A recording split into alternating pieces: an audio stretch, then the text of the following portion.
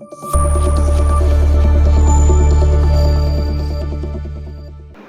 કેમ છો વિદ્યાર્થી મિત્રો, આશા રાખું છું કે તમે સારા હશો। આજે આપણે જોવાના છીએ ધોરણ 7 ચેપ્ટર બીજું અપૂર્ણાંક અને દશાંશ સંખ્યા સ્વાધ્યાય 2.5 નો દાખલા નંબર બીજો। અને એ પહેલા તમે જોવાના આગળના 4 સ્વાધ્યાય એટલે કે 2.1 થી લઈને 2.4 સુધીની વિડિયો અને એના આગળના ચેપ્ટરની વિડિયો ન જોઈ હોય તો અમારી ચેનલ પર જઈને જોઈ શકો છો। તો પહેલા દાખલામાં આપણને બીજા દાખલામાં આપણને કહ્યું છે શોધો 1 થી 7। તો અહીંયા આપણને 7 દાખલા આપ્યા છે તે આપણે શોધવાના છે। ચાલો શોધી લઈએ। તો પહેલા દાખલામાં આપણને આપ્યું છે 4.8 ભાગ્યા 10 આપ્યા છે।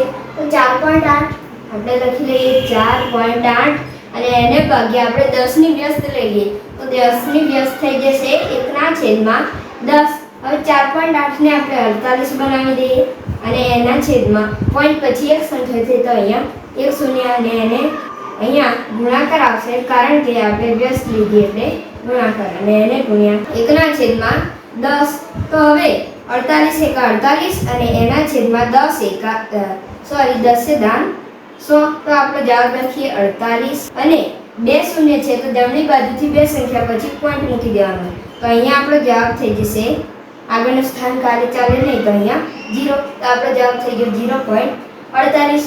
હવે બીજો દાખલો જોઈએ। બીજા દાખલામાં 52.5 ભાગ્યા 10 આપ્યો છે તો 52.5 લખી લઈએ 52.5 અને એને ભાગ્યા આપણે 10 ગુણાકાર આપણે 10 ની વ્યસ્ત લઈ લઈએ તો 10 ની વ્યસ્ત 1/10 થઈ જશે અને 52.5 ને આપણે 525 બનાવી લઈએ અને એના છેદમાં પોઈન્ટ પછી એક સંખ્યા છે તો 1 શૂન્ય અને એને ગુણ્યા અહીંયા 1/10। તો હવે આપણે 525 એકા 525 લખી લઈએ અને એના છેદમાં 10 से दान 100। હવે આપણો જવાબ 525 લખી લઈએ 525। 2 શૂન્ય છે તો જમણી બાજુથી બે સંખ્યા પછી પોઈન્ટ મૂકી દેવાનો તો આપણો જવાબ થઈ જશે 5.25। તો હવે જે ત્રીજો દાખલો ત્રીજા દાખલામાં 0.7 ભાગ્યા 10 આપ્યા છે તો 0.7 લખી લઈએ અને એને ગુણ્યા 10 છે તો 1/10। હવે 0.7 આપણે બનાવી લઈએ 7 અને એના છેદમાં પોઈન્ટ પછી એક સંખ્યા છે તો અહીંયા 1 શૂન્ય એને ગુણ્યા 1/10 7 એકા 7 અને 10 से दान 100। આપણે જવાબ લખીએ 7 અને 2 શૂન્ય છે તો જમણી બાજુથી 1 અને 2 સંખ્યા અહીંયા બીજી સંખ્યા તો છે નહીં તો બીજી સંખ્યા આપણે 0 બનાવી દેવાની। કોઈ પણ સ્થાન ખાલી હોય એટલે કે સંખ્યા ન હોય તો આપણે 0 મૂકી દેવાનું તો 1 અને 2 સંખ્યા પછી પોઈન્ટ અને આ આગળનું સ્થાન ખાલી ચાલે નહીં તો અહીંયા શૂન્ય તો અહીંયા 0.07 આપણો જવાબ આવી ગયો છે। હવે ચોથો દાખલો જોઈએ।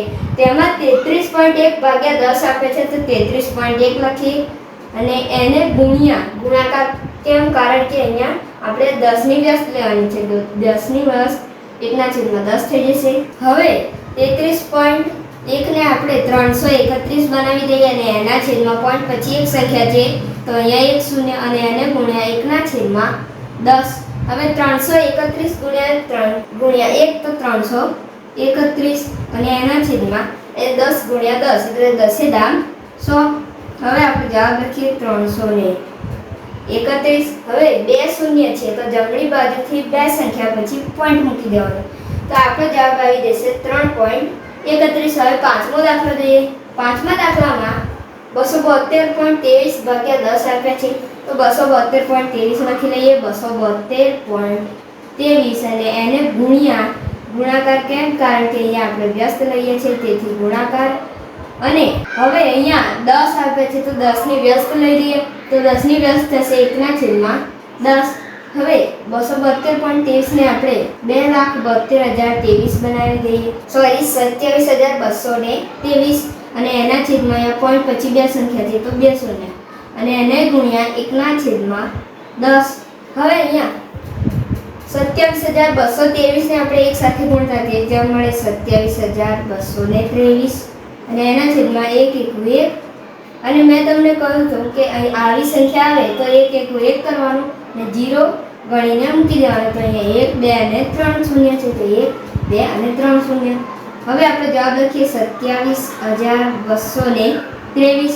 હવે અહીંયા 3 શૂન્ય છે તો જમણી બાજુથી 3 સંખ્યા પછી પોઈન્ટ મૂકી દેવાનો તો અહીંયા 1 2 અને 3 સંખ્યા પછી પોઈન્ટ, તો 27.223. તો છઠ્ઠો દાખલો જોઈએ. છઠ્ઠા દાખલામાં 0.56 ભાગ્યા 10 આપે છે. તો 0.56 આપણે લખી લઈએ 0.56 અને એને ગુણ્યા 10 ની વ્યસ્ત લઈએ છે તે માટે ગુણ્યા, તો અહીંયા 10 ની વ્યસ્ત થઈ જશે 1/10. મેં આના આગળના દાખલામાં કહ્યું હતું કે આ 10 ની વ્યસ્ત 1/10 કેમ નહીં આવી, ના જોયું હોય તો અમારી ચેનલ પર જઈને જોઈ લેવું. તો 0.56 ને હવે આપણે 56 બનાવી દઈએ અને એના છેદમાં પોઈન્ટ પછી બે સંખ્યા છે તો 2 શૂન્ય અને એને ગુણ્યા 1/10. તો હવે 56 ગુણ્યા 1 કરીએ તો 56 જ મળે અને અહીંયા 1 1 1 અને શૂન્ય ગણીને મૂકી દેવાના 1 2 ને 3 1 2 ને 3 આપણે જવાબ લખીએ 56. હવે અહીંયા 3 શૂન્ય છે તો જમણી બાજુથી 3 સંખ્યા પછી પોઈન્ટ મૂકી દેવાનું, તો 1 2 અને ત્રીજી સંખ્યા છે ને તો અહીંયા શૂન્ય ને ત્રીજી સંખ્યા બનાવી દેવાની. તો આપણી સંખ્યા થઈ જશે 0.56. અહીંયા 1 2 અને 3 સંખ્યા થઈ ગઈ છે તો અહીંયા પોઈન્ટ મૂકી દઈએ અને હવે આગળનું સ્થાન ખાલી ચાલે નહીં તો અહીંયા શૂન્ય, તો અહીંયા આપણો જવાબ થઈ જશે 0.056. આપણો જવાબ થઈ જશે 0.056. તો હવે સાતમો દાખલો જોઈએ. સાતમા દાખલામાં 3.97 ભાગ્યા 10 આપ્યા છે તો 3.97 લખીએ 3.97 અને એને ગુણ્યા, કારણ કે વ્યસ્ત લઈએ છે તો ગુણાકાર 1/10 વ્યસ્ત થઈ જશે. હવે 3.97 ને આપણે 397 બનાવી લઈએ અને એના છેદમાં પોઈન્ટ પછી બે સંખ્યા છે તો 2 શૂન્ય અને એને ગુણ્યા 1/10. તો 397 એકા 397 અને એના છેદમાં 100 ગુણ્યા 10 તો 1 1 1 અને શૂન્ય ગણીને મૂકી દેવાના 1 2 ને 3 1 2 ને 3. હવે આપણી સંખ્યા લખી લઈએ 397. હવે આપણે 3 શૂન્ય છે તો જમણી બાજુથી 1 2 અને 3 સંખ્યા પછી પોઈન્ટ મૂકી દેવાનું.